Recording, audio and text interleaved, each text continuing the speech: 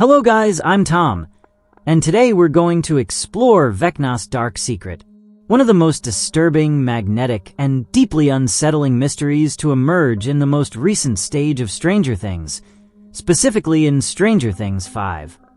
Volume 1 revolves around a question that seems simple on the surface, but is devastating in its implications.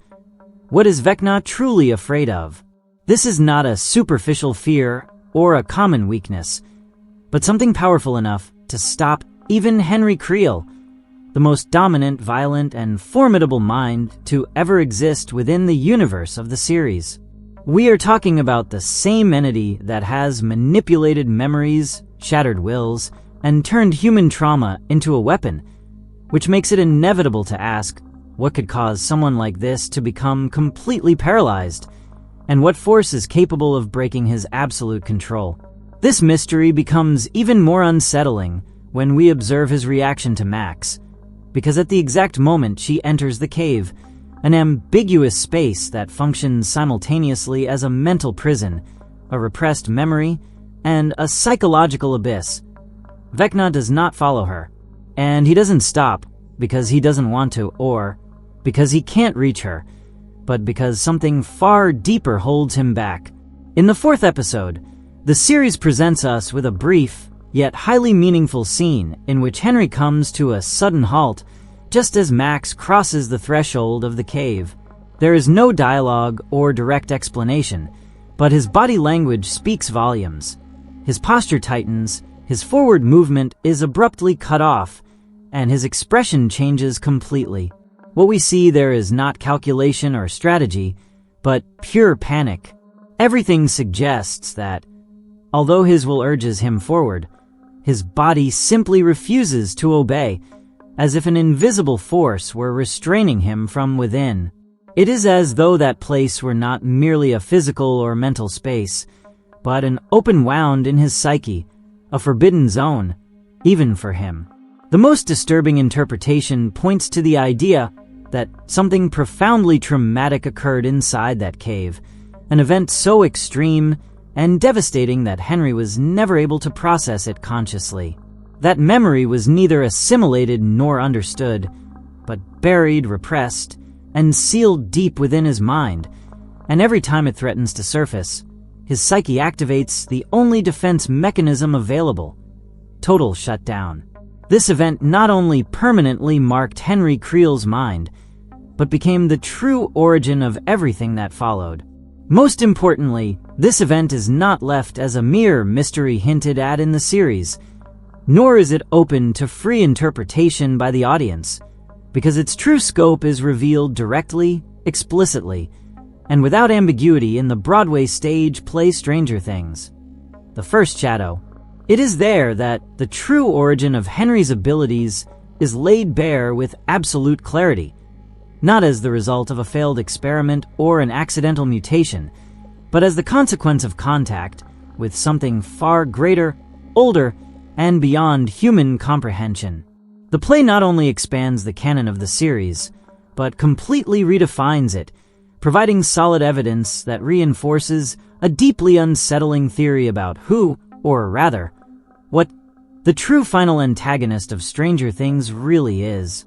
From this point onward, the story ceases to be merely science fiction with horror elements and fully enters the realm of cosmic horror, because what is suggested does not fit the classic image of a villain. Vecna would not be the source of evil, but the intermediary, a channel or a vessel, something far closer to an incomprehensible, ancient, and chaotic entity, similar to the primordial gods described by Lovecraft, such as the colossal and terrifying Azathoth, or to mind-devouring creatures like the Mind Flayers, beings that do not hate, do not plan, and do not reason as we do, but simply exist, and in existing they destroy. For this reason, throughout this video we are going to analyze in depth everything that is known about the true origins of Henry Creel, his childhood, his transformation, what really happened inside the cave, and, above all, why that event is absolutely key to understanding what awaits us in the final episodes of the series. All the information I will present comes directly from the stage play Stranger Things. The first shadow, which develops Henry's life and the exact process that led him to become Vecna with extraordinary detail, functioning as a solid and carefully constructed prequel that introduces crucial revelations and narrative-heavy details that force us to reinterpret many of the events of the main series. That said, and without extending the introduction any further, it's time to dive straight into the origin of everything.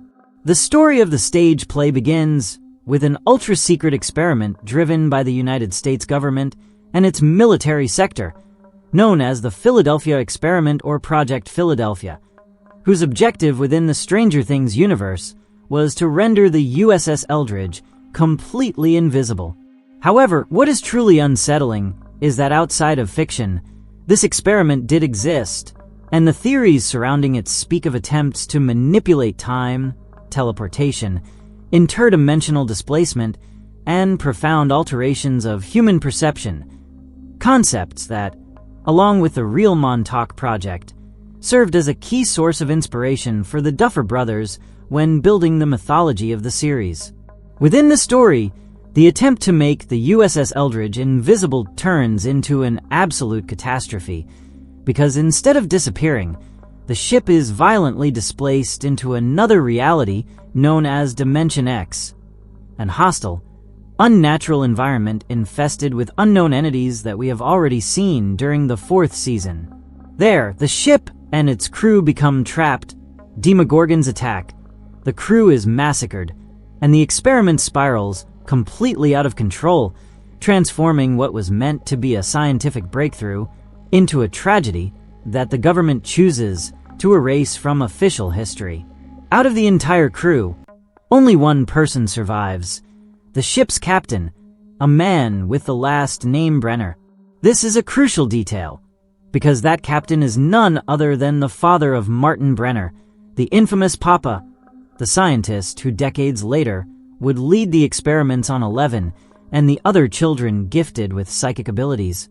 And it is at this point that all the pieces begin to fall into place, because what happened during that experiment, what was unleashed in that dimension, and what followed from that moment onward not only gave rise to Vecna, but opened the door to something that should never have crossed into our world. When the ship finally managed to return to our reality from Dimension X, bringing Captain Brenner back as the sole survivor, it was immediately clear that the man no longer fully belonged to this world. His body had returned, but something essential had been left behind, or worse, something had come back with him. From the very first medical examination, it was evident that his physical condition was deeply alarming, as he exhibited symptoms that no specialist could explain through conventional science: progressive organ failure, accelerated cellular deterioration, and a general collapse of his vital functions. Medical teams attempted to save him through multiple blood transfusions, but every attempt failed in a systematic and baffling manner. The reason, though never officially acknowledged, was as disturbing as it was revealing. His blood was no longer compatible with human blood. Prolonged exposure to Dimension X had rewritten his biology from the inside, altering his physiology at a deep and almost fundamental level. This was not an illness, nor the result of ordinary radiation, but a complete transformation, as if the laws governing that other plane of existence had left a permanent imprint on his organism. Unable to adapt once again to our reality, his body began to fail slowly but irreversibly. These alterations inevitably led to his death, but before passing away, Captain Brenner made a decision that would change the course of history forever. He chose to tell his son, Martin Brenner, the entire truth, not a softened version or an official report, but the full horror of what truly happened aboard the USS Eldridge, what he witnessed in Dimension X, and the creatures that dwell there. That confession was not merely a story, but an open wound, an impossible burden for a child to process, because Martin did not simply hear his father's account. He inherited his trauma, The images, descriptions, and terror became permanently embedded in his mind, and rather than trying to forget, Martin developed something far more dangerous: a silent, persistent, and carefully rationalized obsession. He needed to understand what had happened, to reopen the door, and to finish the work his father had been unable to complete. Driven by that purpose, he directed his entire life toward the scientific, military sphere of the United States Army, and over the years his intelligence, emotional detachment, and determination turned him into a key figure within the nation's most classified research programs. Brenner was not searching for philosophical answers or redemption. He was searching for control.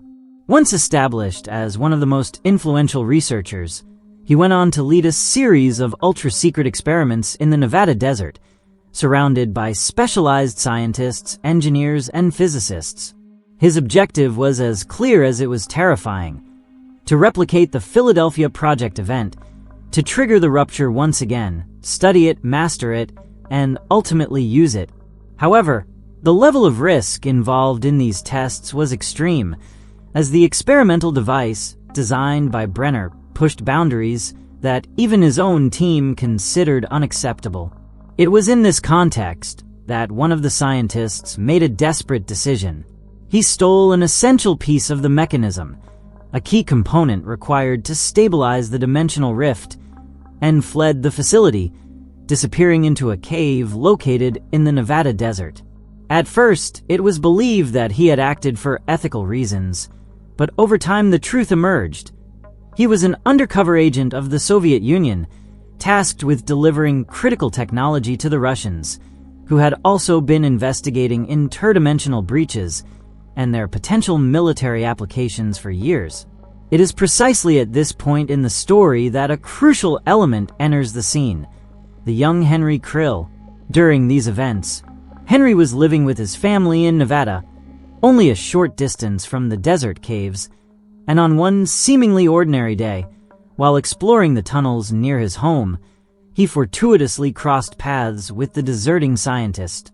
The child, curious and innocent, was absent-mindedly playing with a spyglass when he came into contact with one of the stolen components from Brenner's device, an action that appeared insignificant, yet ultimately triggered a catastrophe.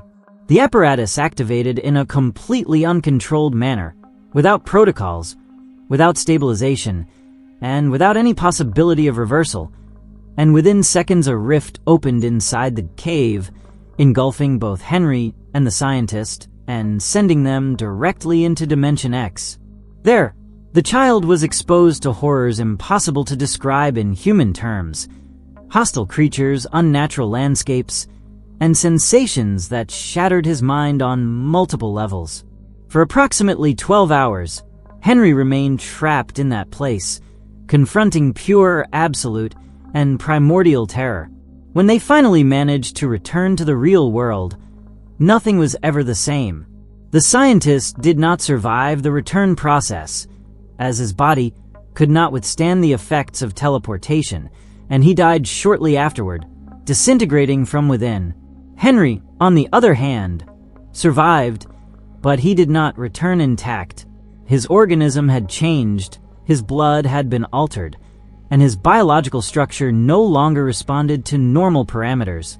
However, the most unsettling change was not in his body, but in his mind, as his behavior began to shift and his personality became cold, distant, and disturbingly self-aware, as if something had awakened inside him. Some time later, the Creel family received a small inheritance that allowed them to attempt to rebuild their lives, but Henry's mental and emotional state remained a source of deep concern, as the child had been irreversibly marked by what had occurred in the cave. Convinced that the place was cursed and clinging to the hope that a new environment might save their son, they made a final decision: to leave Nevada and move to Hawkins, Indiana, believing that leaving the desert and the cave behind would mean leaving the horror behind as well. Even so, and despite attempts to erase any trace of the disaster that occurred in Nevada, Dr. Martin Brenner and the United States military forces were quick to reactivate the search for the equipment stolen by the deserting scientist, as that technology could not be allowed to remain outside their control.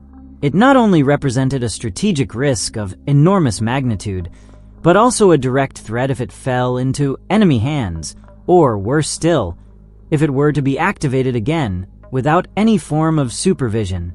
After months of tracking, interrogations, and exhaustive analysis of the terrain, the military finally managed to locate the scientist's hideout in the desert caves. There, among charred remnants of experimental equipment and clear signs of a completely uncontrolled activation, they found two objects that, at first glance, seemed to hold no military or scientific value whatsoever: a child's spyglass and a fragment of a telescope. Both belonged to Henry Creel. The boy had abandoned them in the chaos following the cave incident, never imagining that these simple objects would become the key to reconstructing the entire chain of events. For Brenner, however, they were neither toys nor insignificant remnants, but direct evidence, a clear trail, and above all, definitive proof that a civilian, a child, had been directly exposed to the phenomenon. Using these objects as a starting point, the military began to follow Henry Creel's administrative, medical, and civilian trail, reviewing property records, relocation documents, and school histories, until the path inevitably led to a small town in Indiana, Hawkins. However, by the time Brenner reached that point, it was already too late. By then, Henry Creel's life had been consumed by absolute tragedy. Unable to control the abilities that awakened after his contact with Dimension X, the boy had caused the death of his entire family. This was not an accident or a random event, but an eruption of psychic violence, an emotional collapse amplified by powers no human being should ever possess. Only one person survived the massacre: his father, Victor Creel. Victor was never able to understand what had truly happened, and from his perspective, it could not have been his son's doing. The horror he witnessed was too great and too unnatural, leading him to become convinced that a demonic entity had murdered his wife and daughter. This belief turned into a sick obsession, and his behavior grew erratic, paranoid, and deeply disturbed. Unable to explain the events coherently and scarred by extreme trauma, Victor was arrested, tried, and ultimately committed to a psychiatric hospital. To the world, he was a man who had lost his mind. To Brenner, however, he was simply another piece of the puzzle. It was in this context, with the family destroyed and the town plunged into fear, that Dr. Brenner and his team finally succeeded in capturing Henry Creel. From that moment on, the child ceased to be treated as a person and became an object of study, the absolute center of the investigation. Initial analyses revealed something profoundly disturbing. Henry's blood exhibited biological alterations strikingly similar to those Brenner had documented decades earlier in the body of his own father after the USS Eldridge incident. Even more unsettling was the fact that those same alterations were also present in Victor Creel's blood, despite the fact that he had never come into direct contact with Dimension X. This discovery led Brenner to a chilling conclusion. Exposure to the phenomenon did not only alter those who crossed the breach, but left behind biological residues capable of spreading, like an infection or a dormant seed. From that point on, Brenner began systematically extracting and analyzing Henry's blood, with the initial objective of tracing the true origin of his telekinetic abilities, understanding how they manifested and what sustained them. However, his ambition soon went much further, because Brenner did not merely want to understand the phenomenon, he wanted to replicate it. Thus were born the ultra-secret projects in Hawkins, Indiana, programs designed to induce psychic abilities in other children through controlled procedures that used derivatives of Henry Creel's altered blood. These were experiments without ethics, without consent, and without limits. In time, these projects would give rise to subjects such as 11, whose body was injected with direct samples of Henry's blood and who, due also to the MKUltra experiments her mother was subjected to during pregnancy, developed colossal powers, comparable to, and even surpassing, those of Henry himself. The same occurred with other children used as test subjects, each identified only by a number and stripped of their identity. Although the story never explicitly states the ultimate origin of Henry's abilities, the clues are clear and consistent, and everything points toward a direct intervention by the Mind Flayer. This entity not only altered the boy's biology, but implanted within him a fragment of its own essence, the dark particles that compose it. Henry was not merely affected by Dimension X. He was chosen. The Mind Flayer's purpose was clear from the very beginning, as it sought to expand beyond its original dimension, invade other realities, and slowly consume them. To achieve this, it needed an intermediary, an emissary, a human anchor point capable of opening doors from within, and Henry Creel met every requirement. It is here that a devastating truth is revealed. The Creel family's move to Hawkins was never a casual decision, nor a simple attempt to start over, but a desperate escape. After the cave incident, Henry's behavior grew increasingly violent, cruel, and unstable, and in one of his outbursts he nearly killed another child, forcing the family to abandon Nevada immediately. But by then, it was already too late. The Mind Flayer's influence had fully taken root within Henry. His powers were active, awakened, and under his conscious control, and every time he used them, they grew stronger. It is important to make something absolutely clear from the very beginning, because this point often causes a great deal of confusion. At least from my perspective, all of this context does not automatically turn Henry Creel into a passive victim of the Mind Flayer. That interpretation, while tempting, is far too convenient and, above all, incomplete. What happens with Henry is far more unsettling and disturbing, because it forces us to confront an uncomfortable truth. The darkness that defines Vecna does not originate outside of him, but within his own mind. The influence of the Mind Flayer does not operate like a switch that turns evil on where it did not previously exist, nor does it create violent thoughts or homicidal impulses out of nothing. Instead, it functions as a catalyst, as an amplifying force that takes everything that was already twisted, repressed, and sick within Henry and drives it to its ultimate consequences. His cruel ideas, his contempt for humanity, and his obsession with natural order and superior predators do not appear after contact with the entity.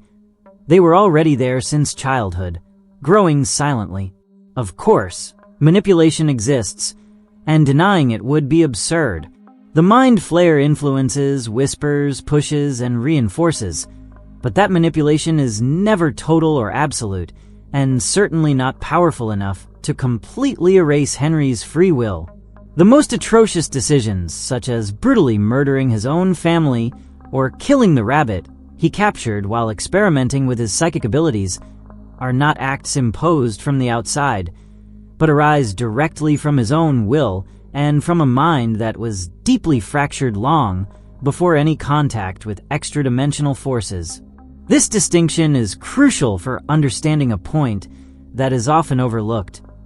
Not everyone exposed to Dimension X develops homicidal impulses or a compulsive need for destruction. The case of Dr. Martin Brenner is a clear example, since Brenner was also exposed to that reality, also became aware of its existence, and yet never transformed into an entity obsessed with exterminating humanity. He is cruel, manipulative, and morally questionable, without a doubt, but not an impulsive killer dominated by chaos. This makes it clear that Dimension X does not automatically turn someone into a monster. Rather, it reveals and amplifies what already exists within each individual.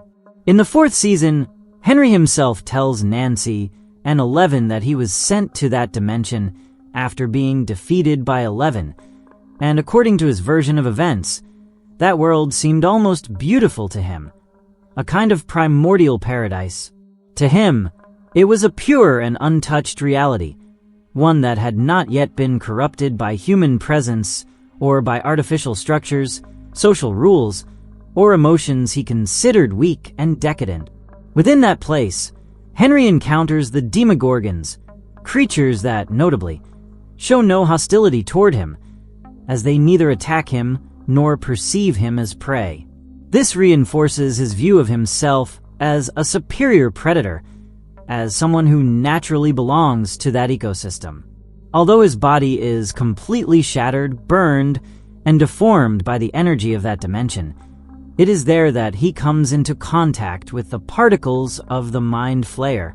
According to Henry himself, those particles not only transform him physically, but take the shape of a spider, a figure deeply symbolic to him, since from childhood he had developed an almost religious obsession with these animals, seeing them as natural gods and as the perfect representation of order, patience, and predatory supremacy. For Henry, the spider is not a simple animal, but the absolute model of how the world should function. Under this interpretation, Henry would not only have given the Mind Flayer its physical form, but would have shaped it according to his own ideology, turning it into the embodiment of his worldview, a dominant, omnipresent entity that controls and organizes everything from the shadows. It is even suggested that Henry may have been behind many of the events we previously saw in the series, and that, in a deeply ironic twist, he now finds himself subordinate to the very creature he helped create. However, this is where the stage play The First Shadow comes into play, a direct prequel that completely reshapes the reading of these events and reinforces a theory I have been presenting for years.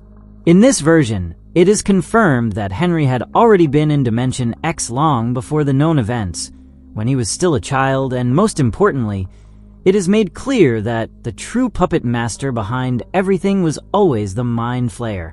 According to this interpretation, the Mind Flayer does not dominate Vecna openly or violently, but subtly and almost imperceptibly, allowing him to believe that he is the one who controls the Upside Down, that he is the architect of chaos and the true god of that dimension. In reality, Henry is nothing more than a key piece within a far older and more complex plan. What the play strongly suggests is that Henry's experience during childhood, his early contact with Dimension X and with the Mind Flayer, was so brutal, so terrifying, and so impossible to process that his mind reacted defensively.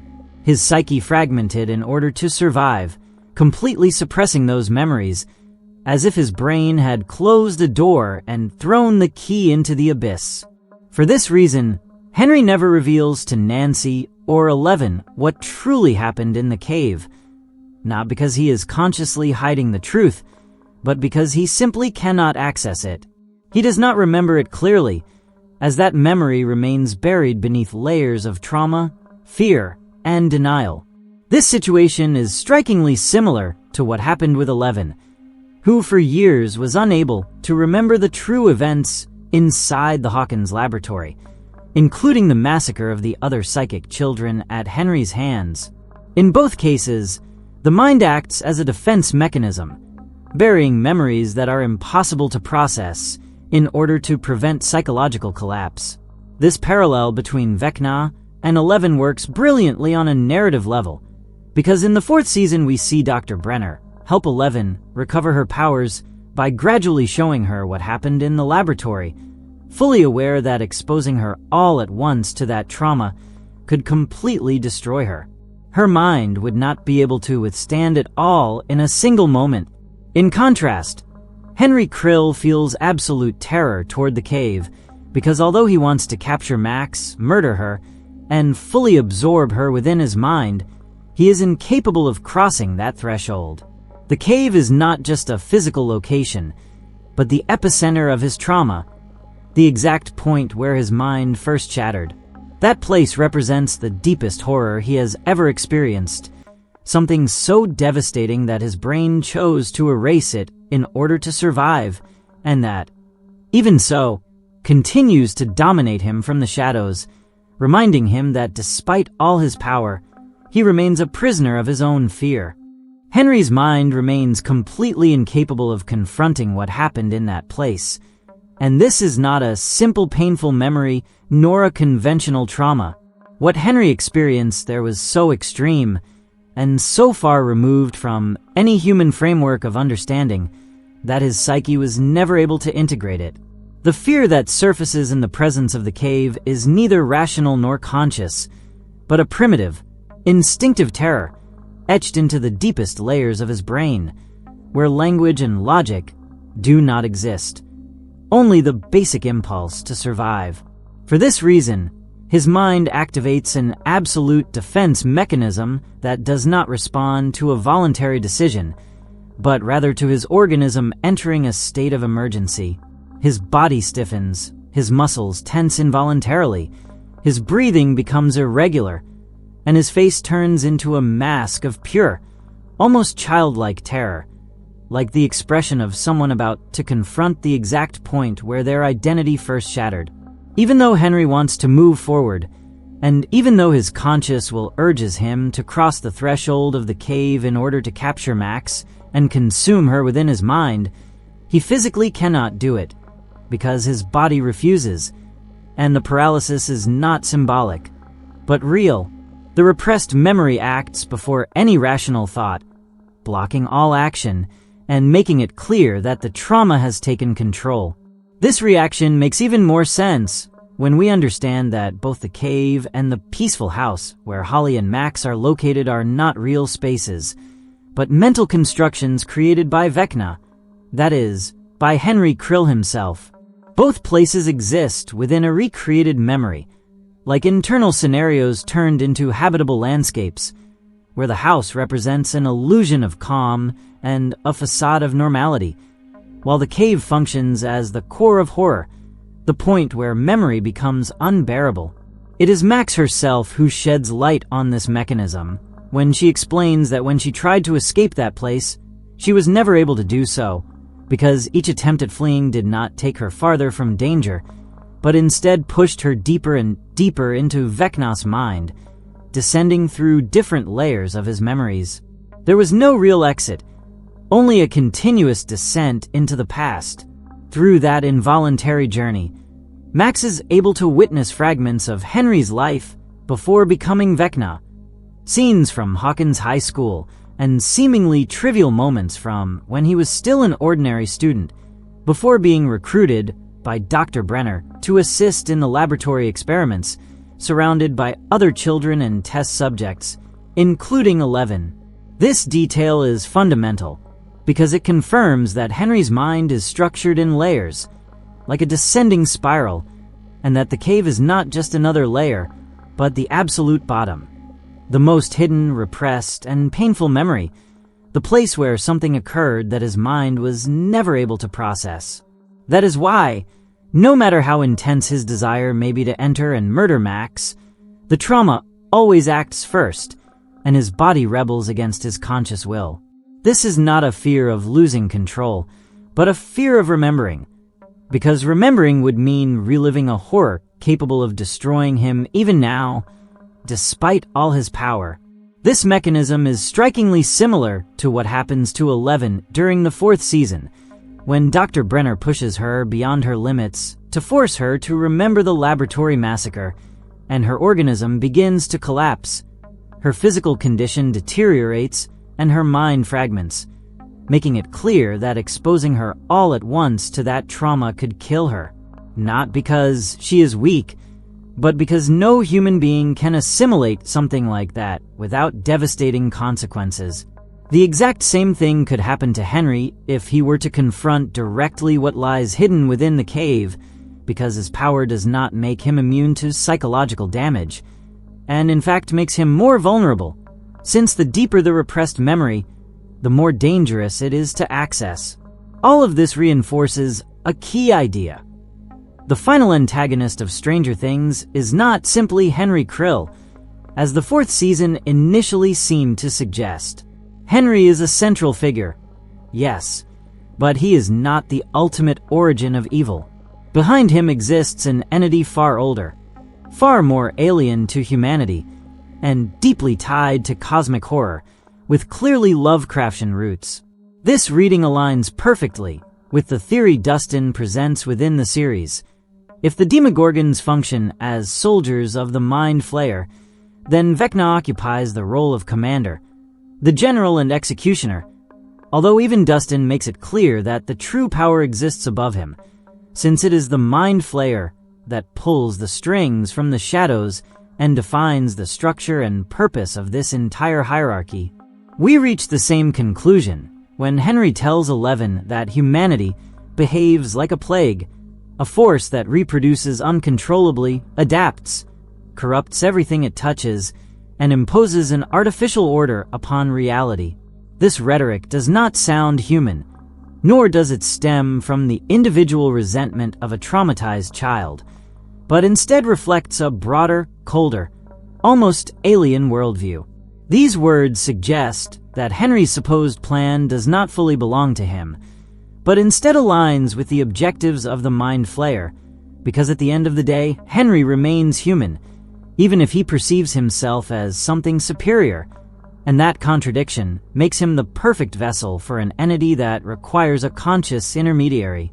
This dynamic is developed even more forcefully in the stage play The First Shadow, where a key scene is presented in which Henry returns to Dimension X and attempts to use his abilities for a positive purpose, encouraged by Patty, his girlfriend, who believes there is still something redeemable within him. However, the play also reveals a deeply disturbing detail. At the exact moment Henry murders his family, the dark particles of the Mind Flayer physically manifest and accompany him. This is not a metaphor. The entity is present, it observes, and it participates. Most unsettling of all is the fact that Henry does not remember this clearly. Finally, there is a particularly revealing scene in which Henry, still a child, argues with his mother and warns her that no matter how much she loves him, she will not be able to stop them. A phrase that refers not only to himself, but to himself and the Mind Flayer as a single entity, as a unified force that had already begun to take shape.